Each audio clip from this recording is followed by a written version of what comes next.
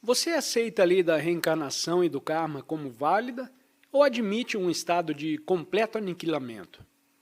Resposta: como provavelmente a maioria de vocês crê na reencarnação e no karma, peço que não ponha resistência ao que vou dizer. Pela resistência não há compreensão. Pela resistência não há comunhão. Para compreendermos uma coisa, precisamos amá-la, o que significa que devemos estar em comunhão com ela e não temê-la.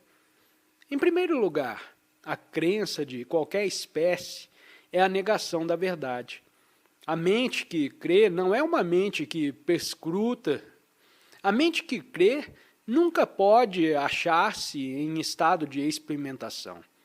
A crença é apenas um vínculo criado por um determinado desejo. O homem que crê na reencarnação não pode conhecer a verdade a seu respeito, porque sua crença é mero conforto, uma fuga à morte, ao medo da não continuidade. Esse homem não pode achar a verdade relativa à reencarnação, porque o que ele deseja é conforto, e não a verdade. Pois bem, se tem esse verdadeiro interesse, podemos vocês e eu averiguar a questão.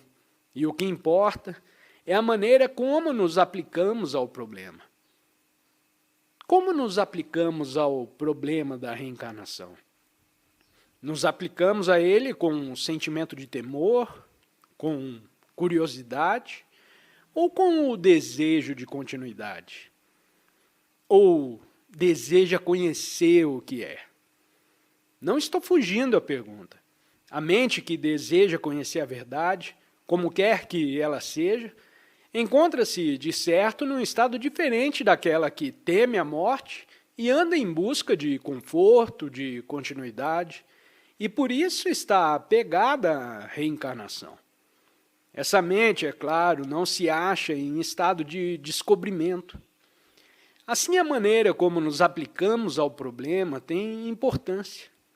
E admito que esteja você aplicando ao problema de maneira correta. Não com o desejo de conforto, mas sim de descobrir a verdade contida nessa questão. O que se entende por reencarnação? O que é que se reencarna? Você sabe que existe a morte. Não importa o que façamos, não podemos evitá-la. Podemos adiar a morte, mas ela constitui um fato, o qual vamos examinar daqui a pouco. O que é que se reencarna? De duas, uma. Ou é uma entidade espiritual, ou é uma coisa que representa apenas uma acumulação de experiência, de conhecimentos, de memória, não só individual, mas também coletiva, a qual toma forma de novo numa outra vida. Vamos examinar, então, essas duas coisas. O que você entende por entidade espiritual? Existirá em você uma entidade espiritual, algo que não é da mente, que está além da sensação, algo que não é do tempo, algo imortal? Você dirá que sim, como fazem todas as pessoas religiosas. Diz que existe uma entidade espiritual que está fora do tempo, fora da mente, fora da morte. Tenha a bondade de não resistir. Vamos pensar bem nessa questão. Se diz que há em você uma entidade espiritual, esta sem dúvida é produto do pensamento, não é? Te falaram a respeito dela. Não é uma experiência sua. Assim como um homem fica condicionado, se o educam com a ideia de que não existe entidade espiritual, mas apenas um encontro de várias influências sociais, econômicas e ambientes, assim também está condicionado pela ideia de uma entidade espiritual, não é? Ainda que você mesmo tenha descoberto que existe uma entidade espiritual, ela, por certo, está ainda compreendida no domínio do pensamento. E o pensamento é resultado do passado. O pensamento é produto do passado. O pensamento é acumulação, memória. Isso é, se pode pensar numa entidade espiritual, essa entidade, por certo, está ainda compreendida no domínio do pensamento. Logo, é produto do pensamento, projeção do pensamento. E, portanto, não é uma entidade espiritual. O que é suscetível de ser pensado está sempre compreendido no domínio do pensamento. Não pode ser algo situado fora dele. Se não existe entidade espiritual, o que é então que se reencarna? E se existe entidade espiritual, ela pode se reencarnar? É ela uma coisa do tempo, uma coisa da memória, que vem e vai, segundo nossa conveniência, segundo nosso desejo? Se ela nasce, se é um processo no tempo, se progride, então, de certo, não é nenhuma entidade espiritual. Se não é do tempo, então não pode reencarnar, toma uma nova vida. Nessas condições, se não existe entidade espiritual, então o você é apenas um feixe de lembranças acumuladas. O você é sua propriedade, sua esposa, seu marido, seus filhos, seu nome, suas qualidades. A acumulação das experiências do passado, em conjunção com o presente, constitui o você, tanto o consciente como o inconsciente, tanto o coletivo como o individual. Esse feixe todo é o você. E o feixe pergunta: reencarnei-me? Terei continuidade? O que acontecerá depois da morte? Se existe uma entidade espiritual, ela está fora do pensamento. Não pode ser colhida na rede da mente. E para descobrir essa entidade, esse estado espiritual, a mente deve estar quieta. Não pode estar agitada pelo funcionamento do pensamento. Ora, pergunta se o você tem continuidade. O você que é o nome, a propriedade, os móveis, as lembranças, as idiosincrasias, as experiências, os conhecimentos acumulados. Tem isso continuidade? Isso é o pensamento condicionado. Tem continuidade?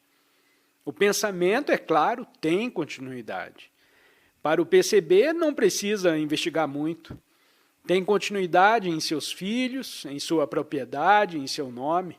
Isso, sem dúvida, continua, de uma maneira ou de outra. Mas essa continuidade não te satisfaz, não é? Deseja continuar como uma entidade espiritual e não apenas como um pensamento, como um feixe de reações. Isso não tem graça. Mas você é alguma coisa mais do que isso? Você é algo mais do que sua religião, suas crenças, suas divisões de casta, suas superstições, tradições e esperanças do futuro? Você é alguma coisa mais do que isso? Gostaria de pensar que é mais do que isso, mas o fato é que você é isso, e nada mais do que isso. Pode haver alguma coisa que está além, mas para se descobrir essa coisa que está além, tudo aquilo que é você tem de desaparecer. Assim, quando investiga o problema da reencarnação, está interessado não no que está além, mas na continuidade do pensamento identificado como você. E isso, de certo, tem continuidade. Agora, outra questão aqui envolvida é o problema da morte. O que é a morte? A morte é só o findar do corpo? E por que temos tanto medo da morte? Porque estamos apegados à continuidade e vemos que a quebra da continuidade ao morrermos, desejamos uma garantia de continuidade do outro lado. E é por isso que acreditamos na vida após a morte. Mas nada há que o possa garantir. Por isso, nenhuma sociedade de estudos, nenhum livro, nenhuma ciência poderá jamais te satisfazer. A morte é sempre o desconhecido. Você pode ter todas as informações a respeito dela, mas o conhecido teme o desconhecido e sempre o temerá. Assim, um dos problemas que esta questão envolve é o seguinte: a continuidade é criadora? Aquilo que é contínuo pode descobrir alguma coisa fora de si mesmo? Pode uma coisa que tem continuidade descobrir algo que esteja situado fora da sua esfera? Esse é o problema. E um problema que não gosta de encarar. E é por isso que teme a morte. O que continua nunca pode ser criador. É só no findar que se encontra o novo. Só quando o conhecido deixa de existir, há a criação. Há o novo, o desconhecido. Mas enquanto estivermos apegados ao desejo de continuidade, que é pensamento identificado como eu, esse pensamento continuará. E tudo que continua tem em si a semente da morte e da deterioração, e não é criador. Só o que termina pode ver o que é novo, fresco, o todo, o desconhecido. Isso é simples e muito claro. Enquanto persistir no hábito de um determinado pensamento, não pode, naturalmente, conhecer nenhuma coisa nova. Pode? É só depois de largar todas essas coisas completamente que vem o novo. Mas não ousa largar o velho porque teme o novo. Porque teme a morte, é que tem tantos meios de fuga. Escrevem-se mais livros sobre a morte do que sobre a vida, porque deseja evitar a vida. Viver é para você uma continuidade, mas o que continua se estiola, não tem vida.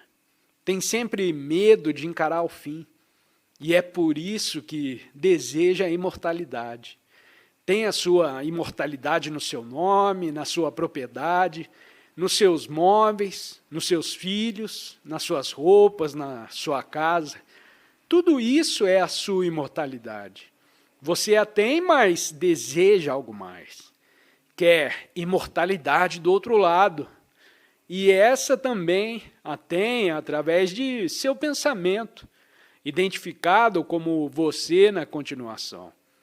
E o você persistirá enquanto se preocupar com ideias e coisas, casas, roupas, móveis, crenças e etc. Mas não te caberia averiguar se aquilo que continua pode em algum tempo conhecer o atemporal? O que continua implica um processo de tempo, o passado gerando em conjunção com o presente, o amanhã, o futuro, que por sua vez gera outro futuro. E existe assim a continuidade. Mas pode essa continuidade fazer surgir, descobrir o desconhecido, o incognoscível, o eterno? E se não pode, que vantagem há em fazer continuar esse pensamento que se identifica como eu?